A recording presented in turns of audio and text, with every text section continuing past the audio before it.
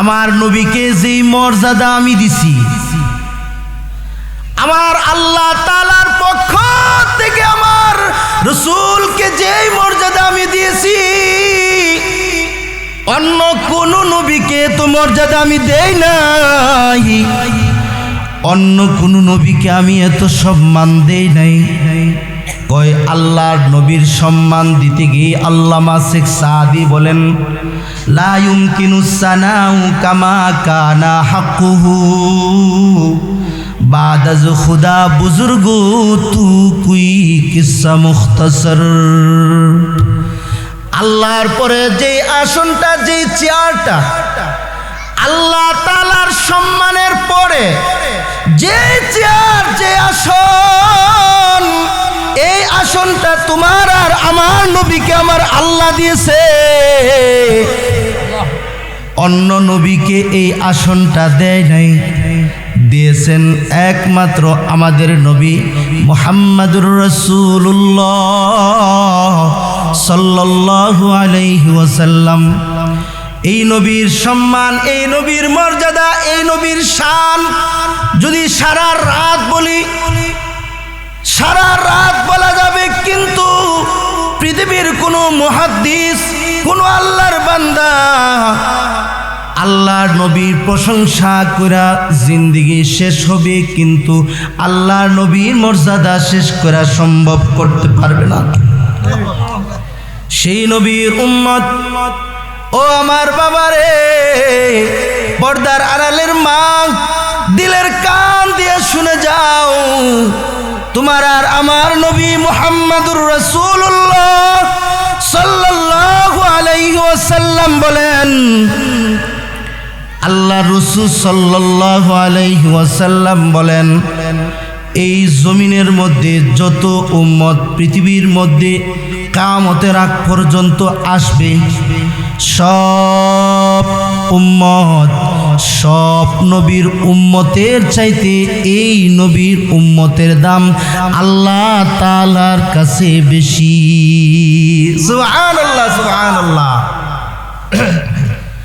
আল্লাহ তাআলার দরবারে এইভাবে আল্লাহ তাআলা তার হাবিবকে বলেন, ওগো হাবিব আমার, ওগো হাবিব আমার, আপনাকে যে মর্যাদা দিয়েছি, যে শান আপনাকে দিলাম, আল্লাহ তাআলা তার হাবিবকে যে শান দিয়েছেন, আঙ্গুলের ইশারা দিয়েছেন, চাঁদ দু টুকরা করে দিয়েছেন। সুবহানাল্লাহ। এই মুসলমানের আওয়াজে বলেন সুবহানাল্লাহ। আঙ্গুল দিয়া ইশারা করছেন, চাঁদ দু টুকরা হইছে। আল্লাহ নবীর মুজিজা, চাঁদ দু টুকরা হইল। আল্লাহ নবী যখন কোনো গোলামের দিকে তাকাইতো, ওই গোলামটা মাওলা হয়ে যাইতো। সুবহানাল্লাহ, সুবহানাল্লাহ। আল্লাহর নবী যে কুয়ার মধ্যে তুতু ফালাইতো, তিতা পানি মিষ্টি হয়ে যাইতো। আল্লাহু আকবার। যে কুয়ার মধ্যে তুতু ফালাইতো, ওই তিতা পানি মিষ্টি হয়ে যাইতো। আল্লাহ রসুল কোনো মানুষকে ডাকলে, চেহারা দেখলে আল্লাহ রসুলের চেহারা দেখে মুসলমান হয়ে যাইতো। আল্লাহ রসুল বলেন, আমি আমার প্রস্রাবের প্রয়োজন হইল,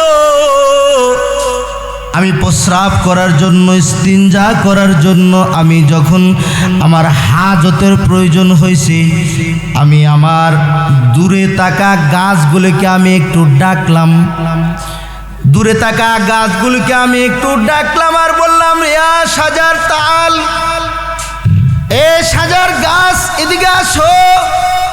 আল্লাহর নবী ইশারা দিয়েছে,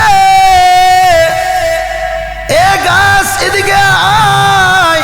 আমি হাবিবে কিবরিয়া নবী মুহাম্মাদুর রাসূলুল্লাহ সাল্লাল্লাহু আলাইহি ওয়াসাল্লাম ইস্তিনজা করব, আমাকে একটু আড়াল করে দাও।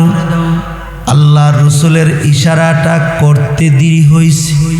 সবগুলি গাছ আল্লাহ রসুল সাল্লাল্লাহু আলাইহি ওয়াসাল্লামকে আড়াল করতে মুহূর্ত দেরি করে নাই। সুবহানাল্লাহ। চতুর্দিকে বেড়া দিছে, বেড়া। আল্লাহ নবীর লজ্জা সর্বোচ্চ লজ্জা, কথা বলেন ঠিক কিনা? আর বর্তমান সময় প্যান্টের চেন টান দিয়া পশ্চিম দিকে স্টার্ট করে, আছে কি নাই? যারা আওয়াজ করে বলেন আছে কি নাই? মুসলমানের বাচ্চা লজ্জা শরম নাই, পশ্চিম দিকে আবার স্টার্ট করছে। আবার নাই প্রস্রাবের পরে, আবার নাই ঢিলা কলুপ। এমন সমাজে আমরা বসবাস করি লজ্জা ছাড়া, কথা বলেন ঠিক কিনা? লজ্জা শরম শেষ। আল্লাহ রসুল বলেন, রে গাছ এদিকে আস। আল্লাহ রসুলের ইশারায় গাছ সামনের দিকে আসলো। আয়েশা আল্লাহ রসুলকে আড়াল করে দিয়া আল্লাহ রসুলকে ইস্তিনজা করার জন্য জায়গা করে দিল। আল্লাহ রসুল এবার ইশারা করলেন, রে গাছ যা যা যা যা, তোদের জায়গায় চলে যা। আল্লাহ রসুল বলেন, জবানের মাধ্যমে যখন কথাটা বলছে, আল্লাহ রসুলের মুখের তো একটা কথার দাম আসেনি নাই? জোরে আওয়াজ করে বলেন আসেনি না নাই? মুখ দ্বারা যেই মাত্র বাহির করছে, যা যা যা, গাছটা আবার জাগাত দৌড়া গিয়া আবার জাগাত যায়, আবার মিলে ধরছে, যার যার জায়গার মধ্যে যায় সইরা বসে দিছে। আল্লাহ রসুল সাল্লাল্লাহু আলাইহি ওয়াসাল্লাম এক জায়গার মধ্যে বসে রইছেন। আল্লাহ রসুলের মাথার উপরে রৌদ্রের তাপ লাগতেছে। আল্লাহ রসুলের একটা গাছ আল্লাহ রসুলের আশেক হইছে। গাছ আল্লাহ রসুলের আশেক। এ মুমিন বান্দা, এ যুবক ভাই, এ পর্দার আড়ালের মা, তুমিও কি আশেক হইতে পারো না? আল্লাহ রসুলের জন্য একটা গাছ আশেক হইছে। গাছটা আল্লাহ রসুল সাল্লাল্লাহু আলাইহি ওয়াসাল্লাম রৌদ্রের মধ্যে বসা রইছেন। গাছটা দূর থেকে আইসা আল্লাহ রসুলকে নিজের ডালাগুলি আল্লাহর নবীর মাথার উপরে এইভাবে ধরে তুলছে, নবীজির উপরে যাতে রৌদ্র না লাগে। আল্লাহ রসুলের কষ্ট হবে, সূর্যের তাপ আল্লাহ রসুলের কষ্ট হবে না, না কষ্ট হইতে দিব না। আল্লাহর নবী মুহাম্মাদুর রাসূলুল্লাহ সাল্লাল্লাহু আলাইহি ওয়াসাল্লাম বলেন, যে গাছটা আয়েশা আল্লাহর রসুলকে আড়াল করলো, এই গাছটাকে জিজ্ঞাসা করা হয়েছে, তুমি কি আল্লাহর নবীকে ভালোবাসো? গাছের জবান আল্লাহ তাআলা খুলে দিছে। আল্লাহু আকবার, জোরে বলেন, জোরে আওয়াজ করে বলে আল্লাহু আকবার। গাছের জবান আল্লাহ তাআলা খুলে দিছে। গাছ আল্লাহ রসুল সাল্লাল্লাহু আলাইহি ওয়াসাল্লামের সাথে কথা বলল, আবার উত্তর দিল, আমি হইলাম আশেক গাছ। আল্লাহ রসুলকে আড়াল দেওয়ার জন্য রৌদ্রের থেকে রৌদ্রের তাপ যাতে আল্লাহ রসুলের শরীরে না লাগে, আমি ছায়া দেওয়ার জন্য আমি দূর থেকে এসে এখানে আইসা বসলাম। জোরে বলেন সুবহানাল্লাহ। এ বাবা, তোমাদেরকে আমি এক জায়গায় নিয়ে যাব। আল্লাহ রাসূল সাল্লাল্লাহু আলাইহি ওয়াসাল্লামের শানের মাধ্যমে তোমার আর আমার হাবিবে কিবরিয়া নবী মুহাম্মাদুর রাসূলুল্লাহ সাল্লাল্লাহু আলাইহি ওয়াসাল্লাম, এই নবীর উম্মত হইয়া আমরা খুশি না বেজার? শুধু খুশি হইলে চলবো না, শুধু খুশি হইলে চলবে না। যেই নবী হবে জান্নাতের সব চাইতে সুন্দর। কারণ আল্লাহ রসুলের মতো সুন্দর আল্লাহ জান্নাতের ভিতরও বানাইছেন। সুবহানাল্লাহ বলেন। জান্নাতের ভিতরও আল্লাহ নবীর মতন সুন্দর আর কোন জিনিস আল্লাহ তাআলা বানাই নাই। তাই আমরা কি করতে হবে? ওই নবীর উম্মত হিসেবে আমরা জমিনের মধ্যে থাকতে হবে। কথা বলেন ঠিক কিনা? মুসলমানিত্ব ধরে রাখতে হবে, মুসলমান হিসেবে চলতে হবে, মুসলমান হিসেবে ধরে রাখতে হবে। ঈমান পাইলাম, ঈমান ধরে রাখো, আমল দিয়া ঈমানটারে মজবুত করে রাখো। কারণ আল্লাহ রাসূল সাল্লাল্লাহু আলাইহি ওয়াসাল্লাম বলেন, অল্প ঈমান নিয়ে যদি কেউ কবরে যায়, আল্লাহ তাআলা হাসরের মাঠে অল্প ঈমান, শুধু অল্প ঈমান, একটু আনি ঈমান, এটা নিয়ে আল্লাহর আদালতে দাঁড়াইছে। বুখারী শরীফের মধ্যে হাদিস আনছেন, আল্লাহ তাআলার এক বান্দা ঈমান নিয়ে আল্লাহর আদালতে দাঁড়াইছে। কোনো নেক আমল নাই, কোনো কিছু নাই। ওই বান্দাটা আল্লাহ তাআলা ইশারা করছে, রে বান্দা, দুনিয়ার জমিনে এত সময় পাইলা, এত হায়াত পাইলা, এত লম্বা সব কিছু পাইছো, সব নিয়ামত দিয়ে রাখলাম, আমি সব কিছু দিলাম, হাদিস দিলাম, উলামায়ে কেরাম দিলাম, কোরআন দিলাম, হাদিস দিলাম, সব দিলাম, এতটুকুন বুঝলা না কেন যে জাহান্নামের মধ্যে জ্বলতেইব? এই কথাটা কি বুঝার তোমার এতটুকুন জ্ঞান ছিল না?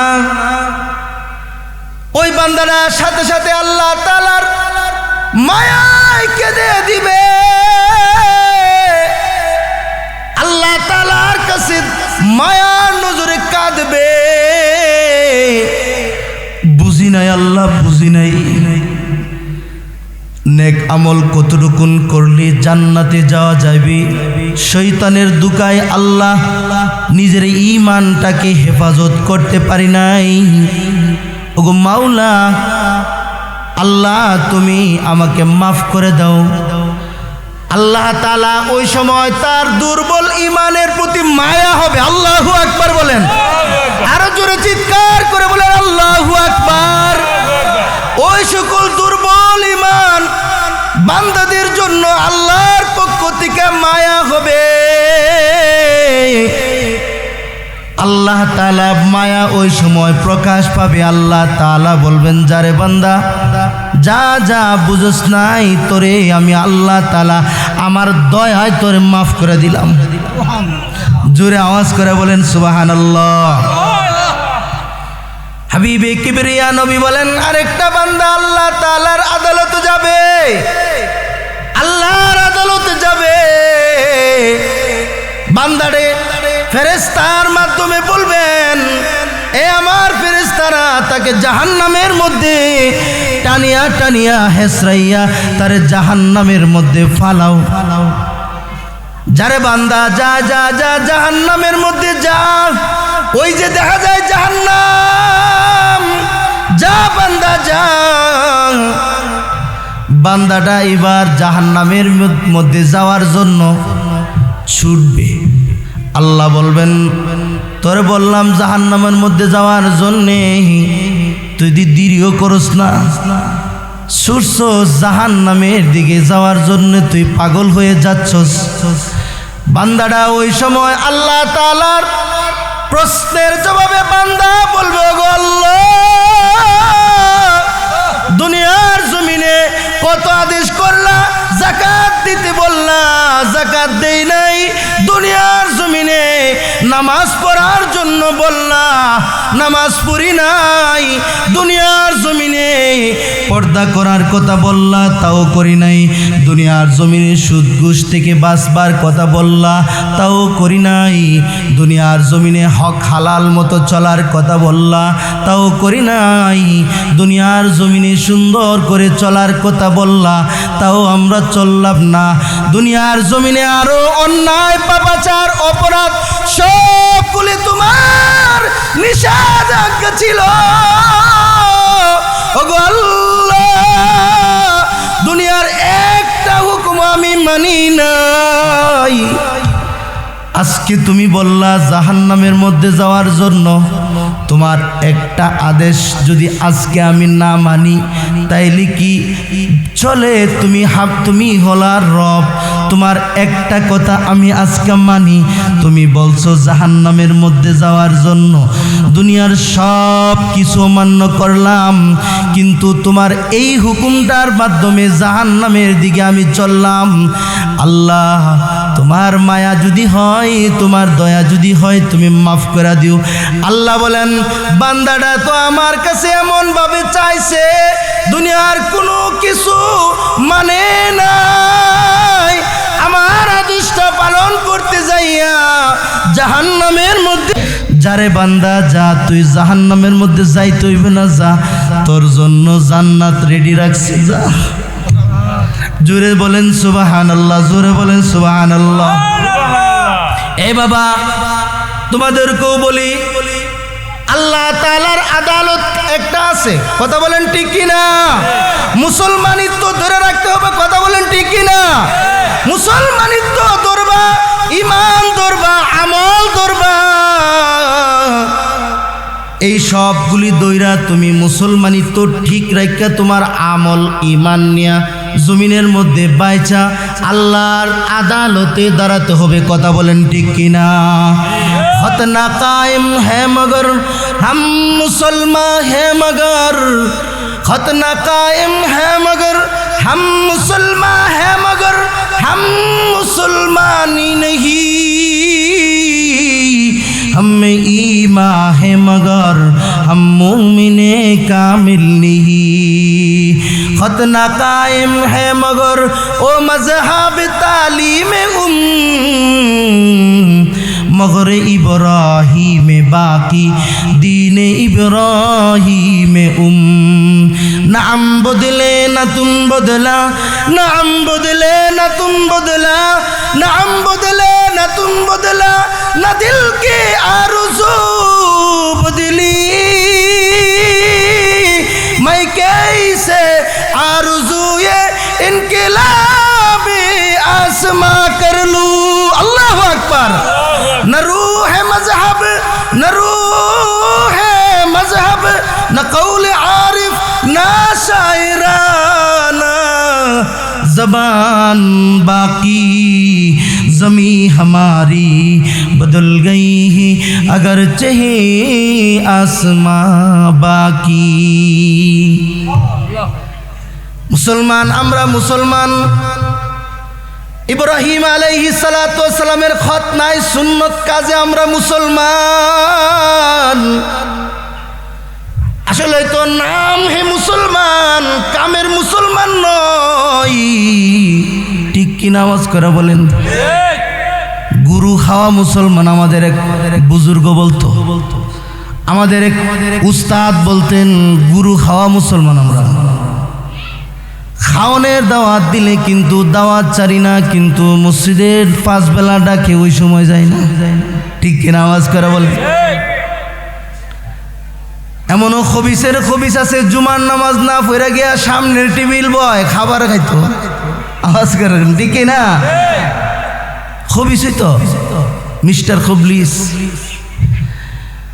এই জন্য বাবা বলেছি, তোমার আর আমার সামনে আছে মুসলমানিত্ব, এই জিনিসটা ধরে রাখার জন্যে ইব্রাহিম ইসিল খতনা কইরা আমরা মুসলমান, আমাদের সুন্নাহ করে আমরা মুসলমান হয়েছি।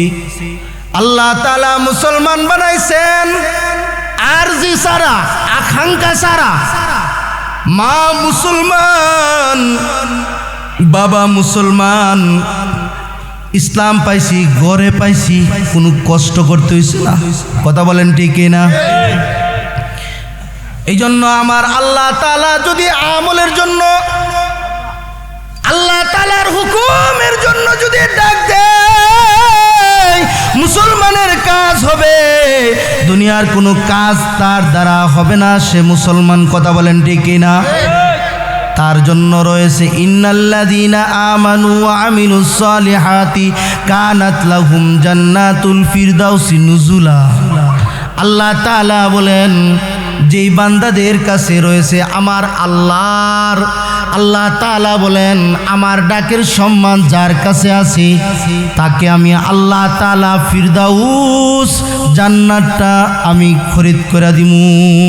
সুবহানাল্লাহ বলেন। বিশ্ববিখ্যাত আব্দুল্লাহ ইবনুল মুবারক রাহমাতুল্লাহি আলাইহি এবং বড় একজন বুজুর্গ, অনেক বড় একজন মুহাদ্দিস, অনেক বড় একজন ওলিয়ে কামেল, বিশ্ববিখ্যাত বুজুর্গ আব্দুল্লাহ ইবনুল মুবারক রাহমাতুল্লাহি আলাইহি। কেমন বুজুর্গ? আব্দুল্লাহ ইবনুল মুবারক রাহমাতুল্লাহি আলাইহি ইন্তেকাল করছেন।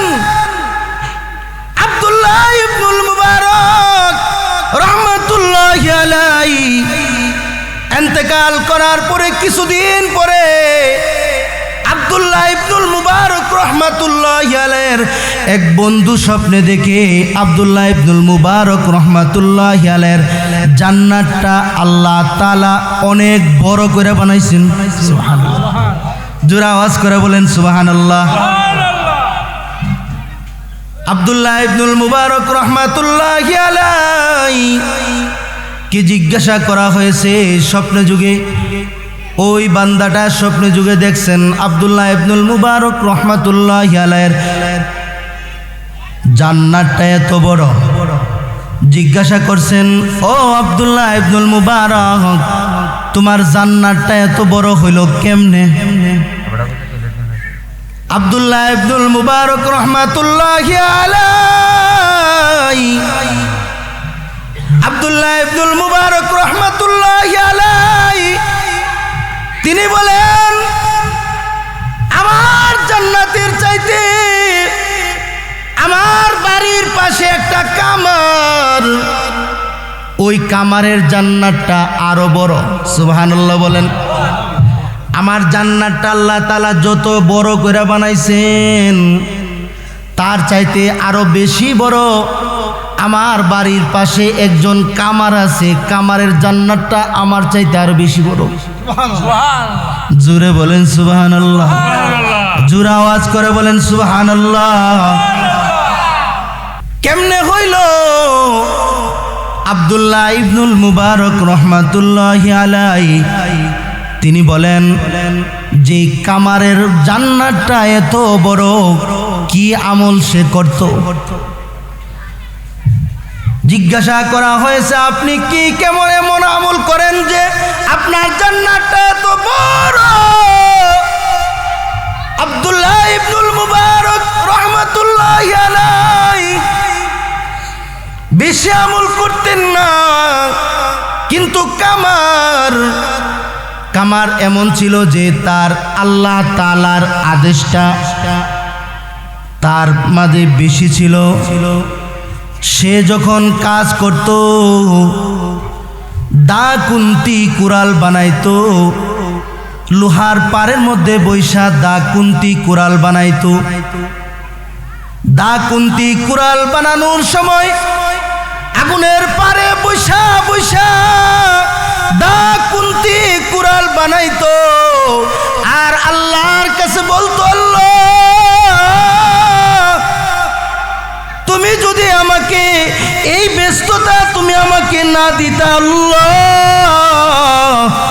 আমি সব সময় 24 ঘন্টা আমি তোমার কুদরতি পায়ে ধরে সিজদা দিয়া পড়ে থাকতাম। ওগো আল্লাহ, তুমি আমাকে দা কুন্তি কুড়াল বানানোর কাজে ব্যস্ততা আমাকে লাগায় দিলা। আব্দুল্লাহ ইবনুল মুবারক রাহমাতুল্লাহি আলাইহি তিনি বলেন, আমি যখন দা কুন্তি কুড়াল বানাইতাম আর আমার হাতুড়িটা আমি দার মধ্যে যখন এভাবে মারতাম, হাতুড়িটা মাথার উপরে এইভাবে উঠাইতাম, যেই মাত্র মাথার উপরে এইভাবে হাতুড়িটা উঠাইছি, আর যখন শুনছি আমার মহল্লা থেকে, আমার পাড়া থেকে মুয়াজ্জিন বলছে আল্লাহু আকবার, আল্লাহু আকবার, আল্লাহু আকবার, আল্লাহু আকবার। আওয়াজটা যখন আমার কানে আইছে আর হাতুড়িটা আমি এই বরাবর উঠাইছি, আমার দায়ের উপরে আমি মারবো, আমি আর আমার দায়ের উপরে আমি হাতুড়িটা মারতে পারি না। আমার আল্লাহর ডাকে সাড়া দিয়ে আমি মসজিদে গেছি, আল্লাহর ডাকে সাড়া দিয়ে আমি মসজিদে গেছি। এই জন্য আমার আল্লাহ তাআলা আমার জান্নাতটাকে এত দামি করে বানাইছে। সুবহানাল্লাহ, সুবহানাল্লাহ। এখান থেকে শিক্ষা নেও বাবা, এখান থেকে শিক্ষা নেওয়ার দরকার।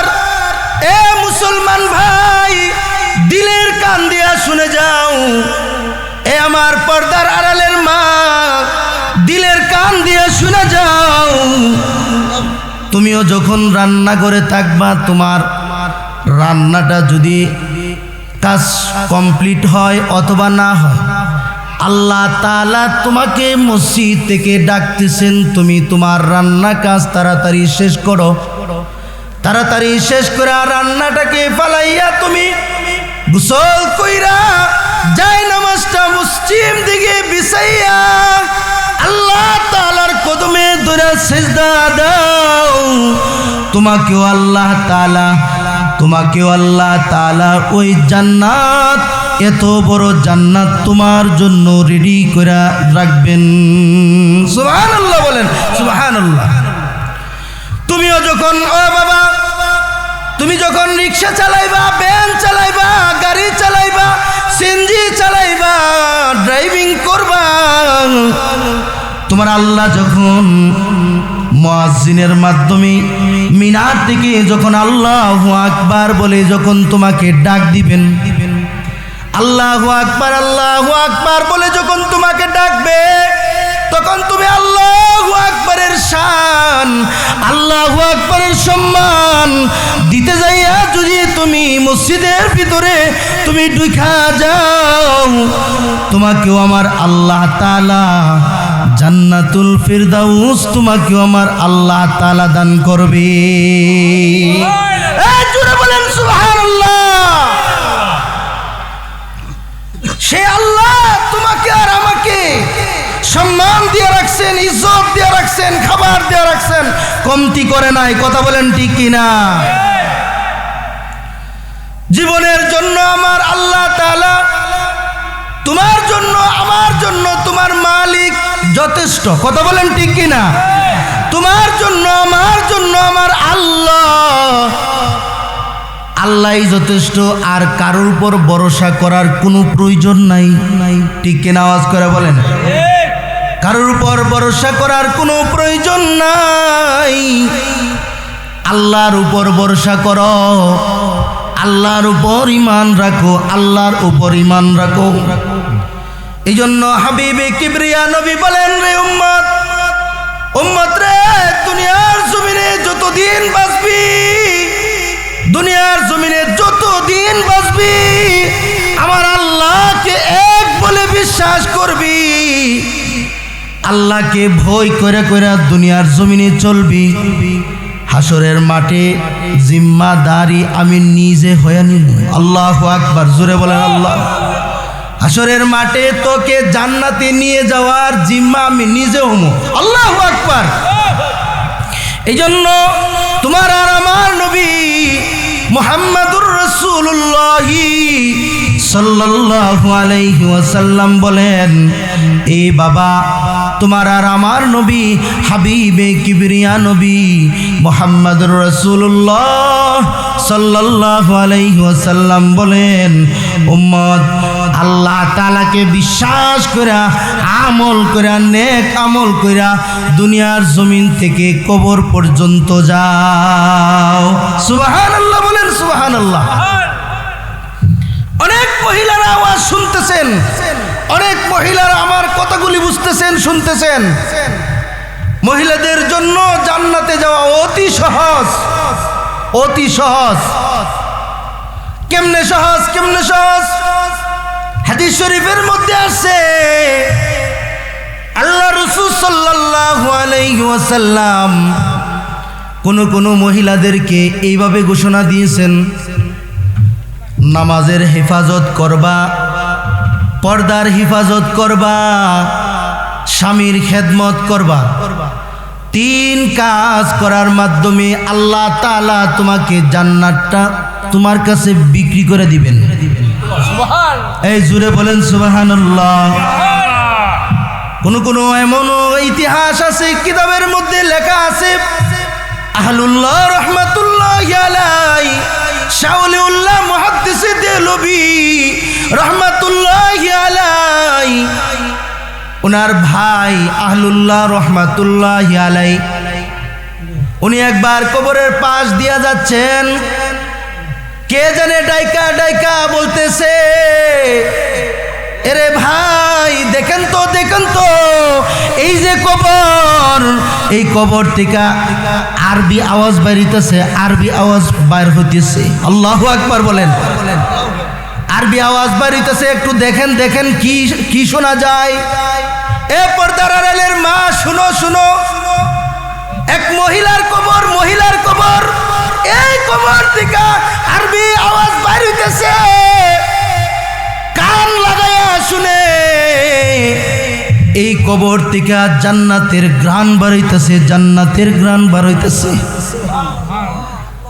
কেমনে কি আমল জিজ্ঞাসা করা হয়েছে।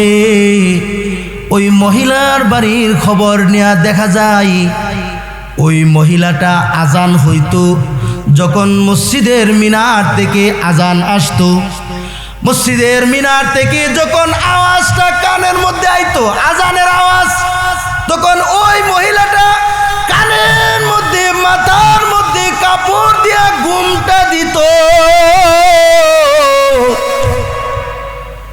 এই ঘুমটাটা দেওয়ার কারণে এই মহিলার কবর থেকে জান্নাতের ঘ্রাণ আওয়াজ আসতেছে। এই জোরে আওয়াজ করে বলেন সুবহানাল্লাহ। বর্তমান সময় কি তা আছে?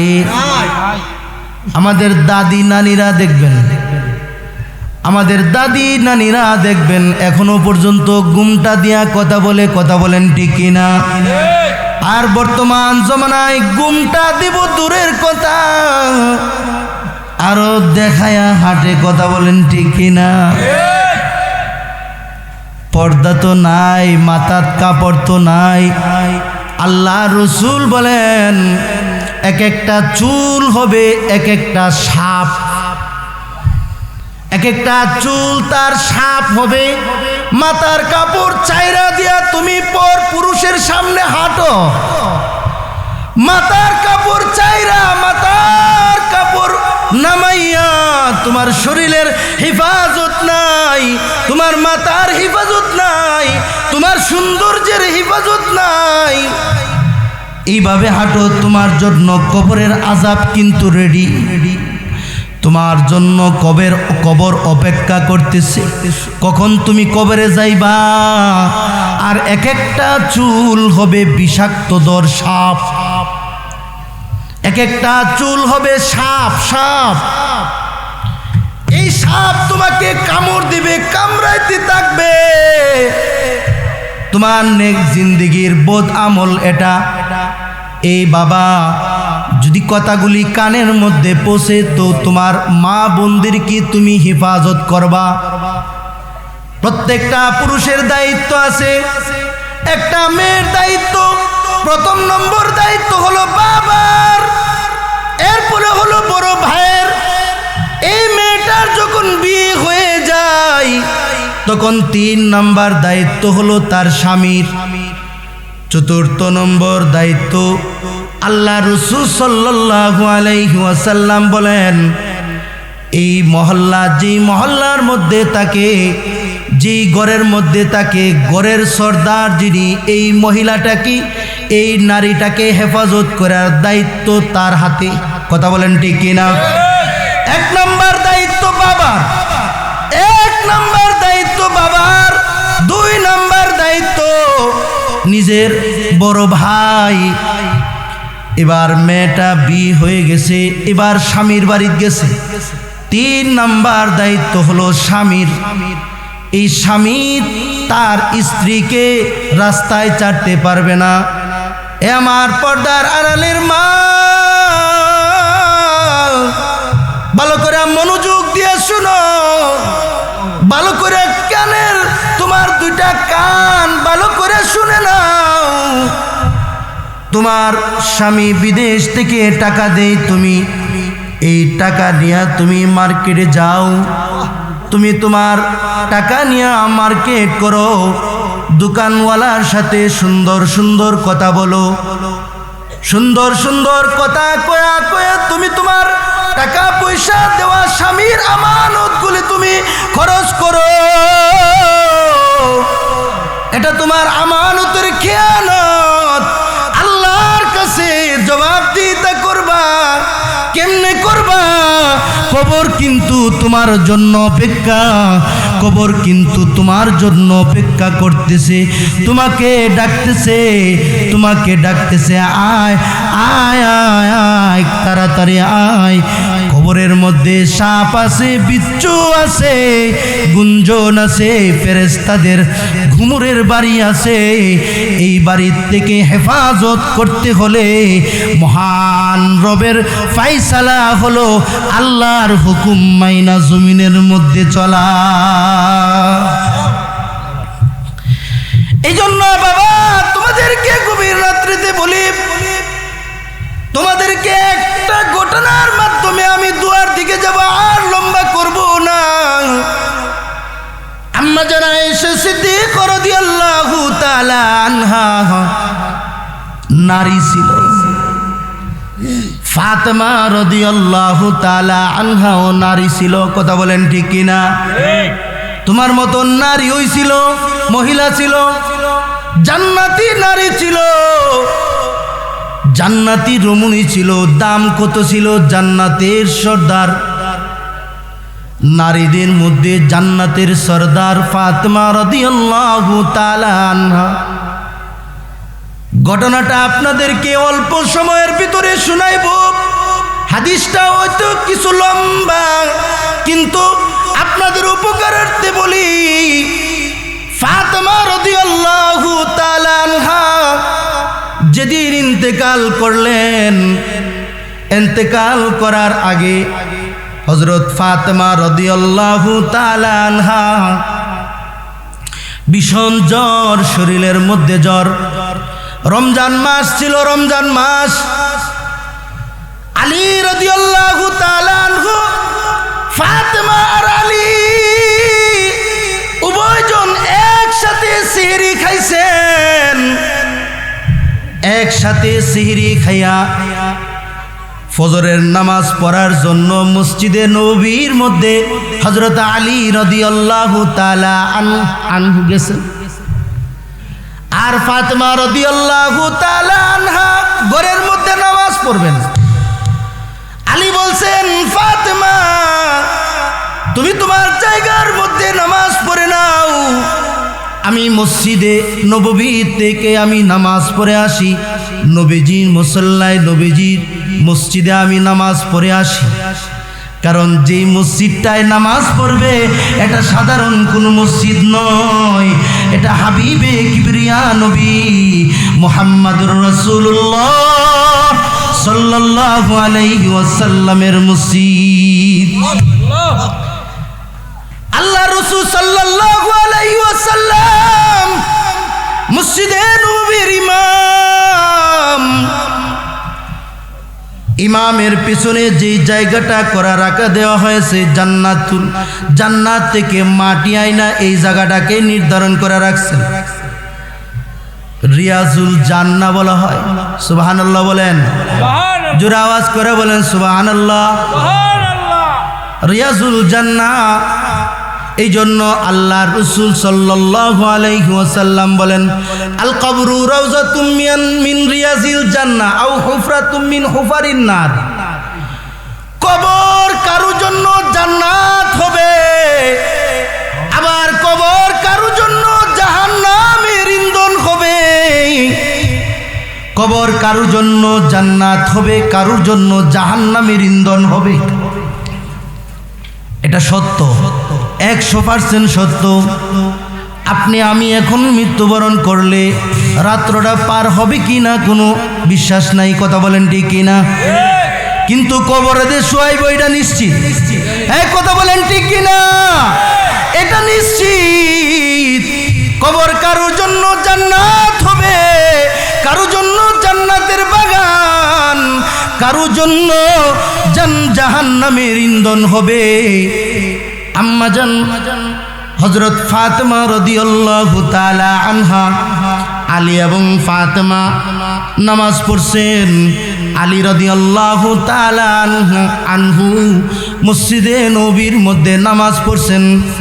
নামাজ পড়া আল্লাহ রাসূল সাল্লাল্লাহু আলাইহি ওয়াসাল্লাম বলেন, আলী মসজিদ থেকে নামাজ পড়া হযরত ফাতেমা দৈনন্দিন অভ্যাস ছিল ফজরের নামাজ পড়া ইশরাক নামাজ পড়ার জন্য সূর্য ওঠার আগ পর্যন্ত নিজের জায়নামাজের মধ্যে বসে থাকতেন।